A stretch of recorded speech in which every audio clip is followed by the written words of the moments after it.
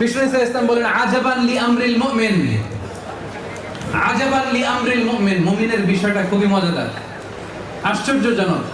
ফাইন্না আমরাহু লাহু ফি কুল্লিহি খাইর, কারণ মুমিনের সবকিছুতেই কল্যাণ আছে না নাই? আমরা সুখে থাকলেও লাভ, দুঃখে থাকলেও লাভ। অনেকে বলবে হুজুর সুখে থাকলে লাভ বলতাম, দুঃখে থাকলে কি লাভ? হ্যাঁ, দুঃখে থাকলে ধৈর্য ধারণের সওয়াব পাওয়া যায়। দেখেন বিষ্ণু ইসলাম বলেন ফাইন আসাবাহু সাররা, মুমিন যখন সুখে থাকে শাকারা, সে শুকরিয়া করলে তো সওয়াব নাই না? হ্যাঁ, লাইন শাকারতুম লা আযীদান্নাকুম, শুকরিয়া করলে বাড়াই দিব, শুকরিয়া করলে অনেক সওয়াব। তাহলে মুমিন যখন সুখে থাকে তখন সে কি করে? শুকরিয়া করলে সওয়াব আছে না নাই? ওয়া ইন আসাবাহু দাররাউ, মুমিন যখন দুঃখে থাকে সবারা, ধৈর্য ধারণ করে, ধৈর্য তো আর সওয়াব নাই। হ্যাঁ,